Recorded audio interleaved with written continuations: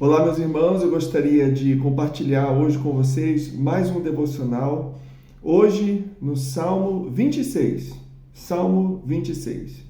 Vou ler aqui os 3 primeiros versículos que diz assim: Julga-me, Senhor, pois tenho andado em minha sinceridade, tenho confiado também no Senhor. Não vacilarei.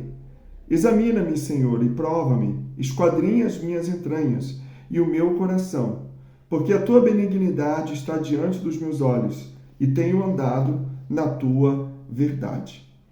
Bom, se você acompanhou o devocional do Salmo 25, que é muito interessante, nós vamos notar que o Salmo 25 e o Salmo 26 eles têm algumas semelhanças. Enquanto que o Salmo 25 ele enfatiza sobre o caminho, o Salmo 26 ele vai falar sobre o andar do salmista. Podemos perceber que Davi menciona o seu andar, caminhar ao longo do Salmo. Note o versículo 1, quando ele diz assim: Julga-me, Senhor, pois tenho andado em minha sinceridade. Também no versículo 3, ele diz: Porque a tua benignidade está diante dos meus olhos e tenho andado na tua verdade. No versículo 6, ele diz: Lava as minhas mãos na inocência, e assim andarei, Senhor, ao redor do teu altar. Também no versículo 11, mas eu ando na minha sinceridade. Livra-me e tem piedade de mim. E no versículo 12, o meu pé está posto em caminho plano, nas congregações louvarei ao Senhor. O Salmo ele tem 2 pedidos de oração principal. O primeiro no versículo 1 e depois o segundo no versículo 9. No versículo 1, ele faz um pedido a Deus para que Deus o julgue. E no segundo, no caso, versículo 9, para que Deus não o mate junto com os pecadores ou com os homens sanguinolentos, como é mencionado nos versículos. Os pedidos de oração eles são acompanhados de uma autojustificação diante de Deus, onde Davi aqui ele vai listar as suas qualificações, as suas ações positivas e também listar o lado negativo dos seus inimigos, acusando os seus inimigos. Bom, há uma possibilidade de que neste salmo Davi esteja sendo acusado de algum pecado que ele não cometeu. Esteja sendo acusado injustamente. E ele está então pedindo que Deus o justifique, ainda se justificando ele mesmo diante de Deus. É um salmo que possivelmente também foi escrito em uma das perseguições de Saul contra Davi, onde Davi, nós sabemos, fugia ali de Saul e em várias ocasiões ele escreveu vários salmos nas ocasiões em que ele estava fugindo de Saul. Bom, nós podemos notar então essa primeira característica do salmo, onde ele está continuamente assim, ao longo do Salmo, se auto-justificando, né? Como, por exemplo, vamos ler aqui o versículo 4. Não me tenho assentado com homens vãos, nem converso com homens dissimulados. Tenho odiado a congregação dos malfeitores, nem me ajunto com os ímpios. Lavo as minhas mãos na inocência, e assim andarei, Senhor, ao redor do teu altar. E vários outros versículos aqui, ele está se auto-justificando diante de Deus. Esse tipo de oração ela não é incomum no Antigo Testamento. Nós notamos que Jó também foi acusado injustamente pelos seus amigos e ele também listou as suas qualidades diante dos seus amigos, se auto-justificando, dizendo: não, eu não tenho pecado, Deus me é testemunha disso. Né? Então ele vai, ao longo do livro de Jó, expondo a sua defesa contra as acusações que faziam contra ele. Para nós que vivemos no Novo Testamento, nós associamos a autojustificação com o farisaísmo, né? Onde Jesus ele condenou a hipocrisia dos fariseus, em que eles se autojustificavam a si mesmos e desprezavam os outros, quando eles mesmos estavam com o interior deles contaminado, com o interior sujo, né? Estavam eles mesmos em pecados, com pecados internos. Então, para nós hoje soa estranho esse tipo de salmo, esse tipo de autojustificação, mas nós temos que entender o contexto da época, né? E a época diferente que eles viviam E isso funcionava muito melhor na mente deles naquela época do que na nossa, nos dias de hoje, que estamos vivendo no Novo Testamento e na era da graça de Deus, né? Mas sabe o que é interessante? Pegando uma leitura do Salmo 25 e seguindo aqui o Salmo 26, no Salmo 25, por 3 vezes, Davi pede perdão pelos seus pecados. Primeiro ele pede perdão pelos pecados da sua mocidade, depois ele pede perdão pelo seu grande pecado cometido, né? E depois ele pede perdão por todos os seus pecados. E ele reconhece, então, que pecou no Salmo 25. E ele pede perdão pelos seus pecados. Mas, quando acusado injustamente, que é o caso do Salmo 26, ele não reconhece que pecou, certo? Melhor dizendo, ele reconhece que não pecou e assim ele convoca Deus como seu juiz para que justifique a sua causa, para que julgue a sua causa, né? Isso é consciência limpa diante de Deus. Então, olha, se eu pequei, vamos no Salmo 25, ele pede perdão, confessa seus pecados, clama a Deus por misericórdia, que Deus perdoe todos os seus pecados, desde a mocidade até a sua fase adulta, que Deus perdoe. Mas, se ele não pecou e está sendo acusado, aí não. Ele não aceita isso. E ele pede que Deus o justifique e ele mesmo, diante do Senhor, se auto-justifica diante de Deus, dizendo: Senhor, tu sabes que eu estou puro diante de ti.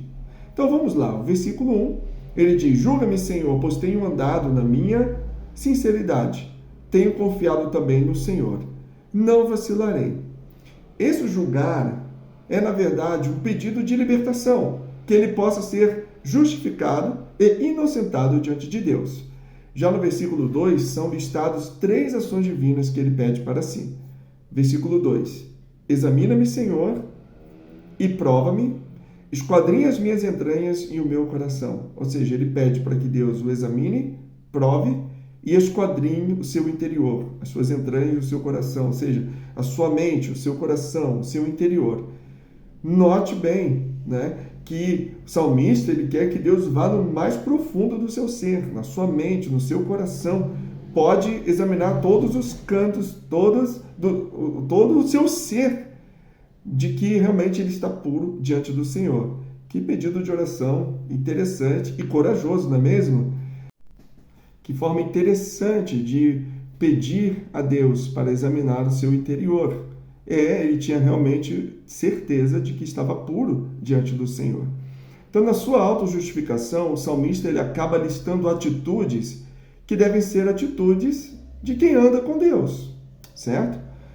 Fazendo um paralelo com o Novo Testamento, Paulo também escreve cartas falando sobre o andar com Deus dos cristãos. E nós podemos então entender, por exemplo, em Gálatas capítulo 5, versículo 16, Paulo escreve: andai em espírito e não cumprireis a concupiscência da carne. Andai em espírito e não cumprireis a concupiscência da carne. Ou seja, andai em espírito. Também em Romanos capítulo 8, versículo 1 e versículo 4, Paulo diz: portanto, agora nenhuma condenação há para os que estão em Cristo Jesus, que não andam segundo a carne, mas segundo o Espírito. Porque, aí o versículo 4 ele diz: para que a justiça da lei se cumprisse em nós, que não andamos segundo a carne, mas segundo o Espírito. Então, o Novo Testamento fala sobre um andar em Espírito, um andar com Deus.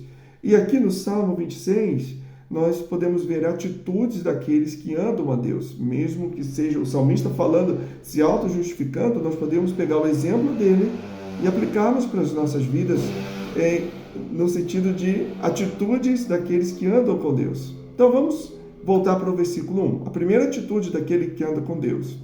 Versículo 1. Ele é sincero e não hipócrita, como os fariseus. Ele diz assim: julga-me, Senhor, pois tenho andado em minha sinceridade. Tenho confiado também no Senhor, não vacilarei. Note, ele diz: tenho andado em minha sinceridade. Ou seja, o seu coração, a sua mente, condiz com as suas atitudes. Hipocrisia é um pecado terrível para o cristão, um pecado terrível para os crentes.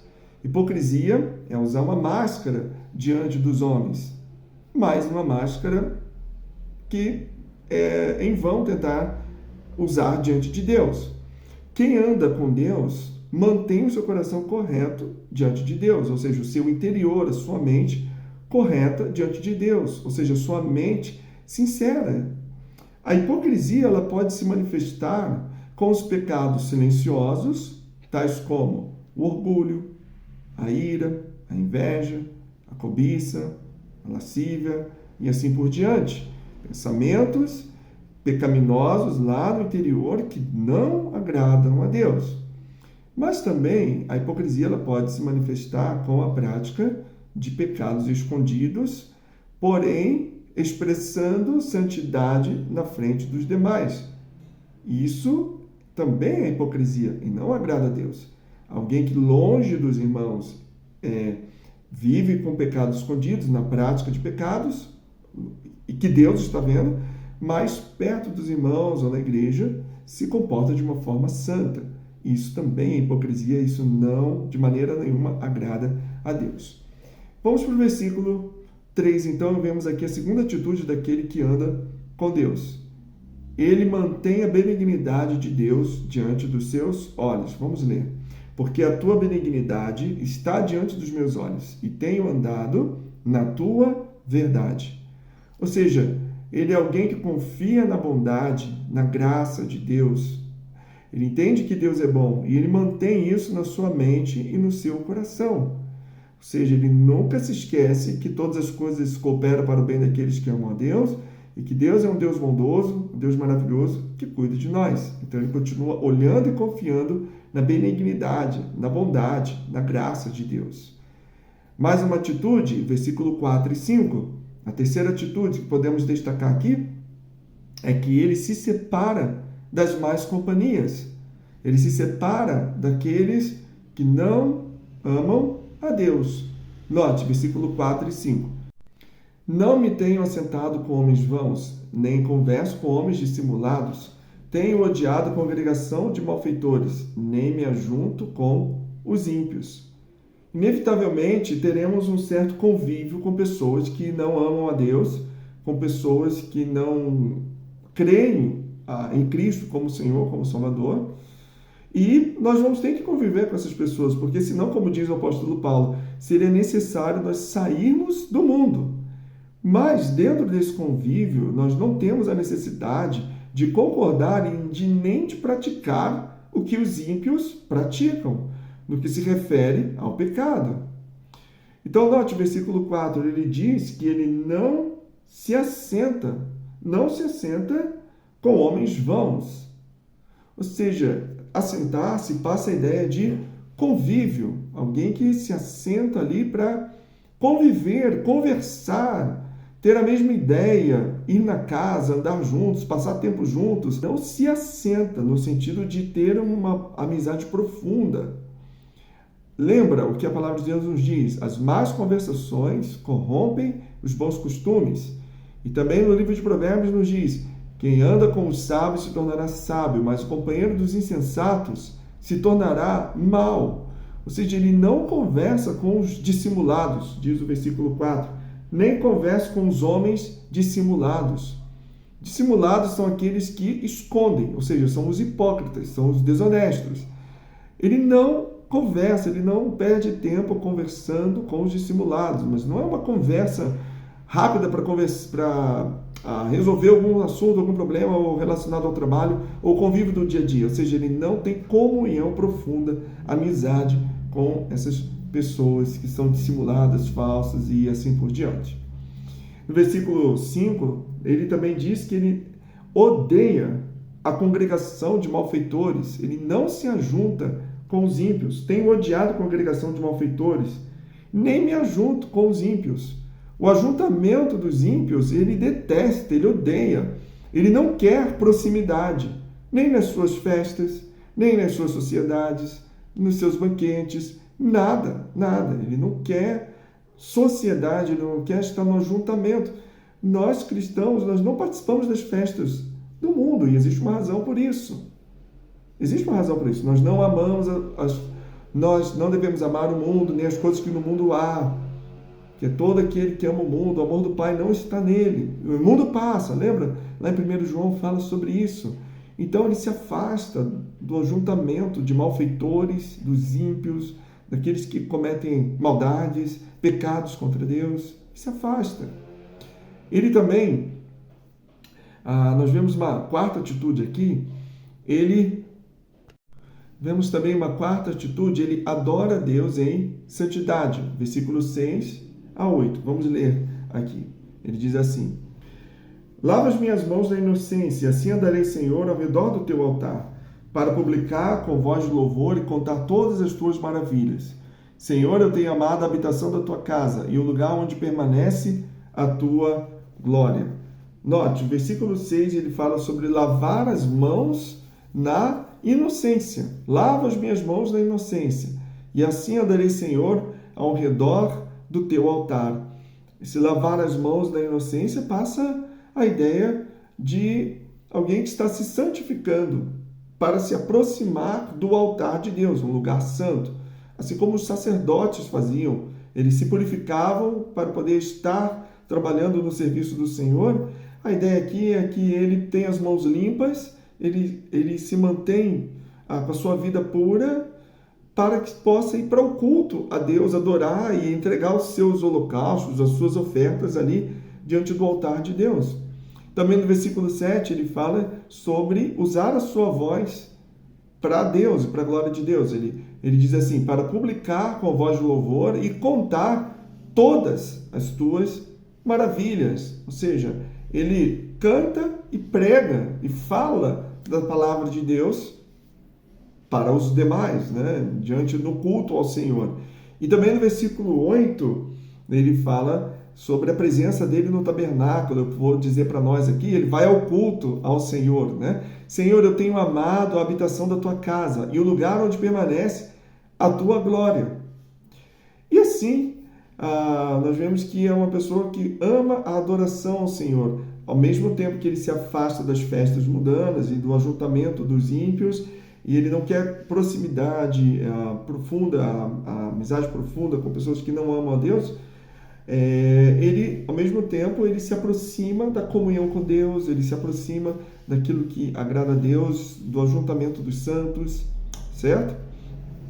E aí sim o Salmo se encerra pedindo que Deus não retire a sua vida junto com os pecadores. Ele diz assim no versículo 9 e versículo 10: não apanhes a minha alma com os pecadores, nem a minha vida com os homens sanguinolentos, em cujas mãos há malefício e cuja mão direita está cheia de subornos. Ou seja, ele pede: Deus, não apanhes a minha alma com os pecadores, nem a minha vida com os homens sanguinolentos. De certa forma, ele está pedindo, quando o juízo vier e quando chegar o momento da morte, que eu não seja levado junto com eles, porque eles estão andando neste caminho, porém eu estou me purificando na inocência. E ele continua então falando dando algumas características daqueles que não amam a Deus ou daqueles que não andam com Deus. Ele diz então, no versículo 9 e 10, ele fala sobre eles sendo pecadores. Versículo 9: não apanhes a minha alma com os pecadores. Versículo 9 também fala que são homens sanguinolentos, ou seja, homens que derramam sangue. E versículo 10, em cujas mãos há malefício, e também a mão direita está cheia de subornos. A mão direita está cheia de subornos. São pessoas que se corrompem, são pessoas que, enfim, todo mundo sabe que é um suborno. E tudo isso em uma oposição a uma vida santa que o salmista leva, enquanto que ele procura lavar as mãos da inocência, procura pregar a palavra de Deus, procura cantar ao Senhor. Os homens maus estão sujando suas mãos de sangue, de suborno, de malefício, fazendo coisas que não agradam a Deus. E assim nós entendemos que luz e trevas não se misturam, entendemos a responsabilidade nossa como cristãos de andarmos na luz e fazer aquilo que Deus ama, aquilo que Deus quer. Sabemos que não somos perfeitos, ainda temos a nossa luta contra o pecado, e contra o pecado ainda não resistimos até ao sangue, mas a ordem para nós é sede santos, porque eu sou santo. Então nós temos que operar a nossa santidade, a nossa salvação, nós temos que trabalhar, desenvolver e lutar contra o pecado e a cada dia nos afastando dos pecados explícitos e também dos pecados internos, pecados do coração, como eu já mencionei, inveja, ira, lascívia e tantos outros pecados aí que podem entrar no coração de alguém que queira dominar, escravizar interiormente. Por isso a nossa santidade deve ser tanto por fora, as mãos limpas, quanto por dentro, a consciência limpa diante de Deus.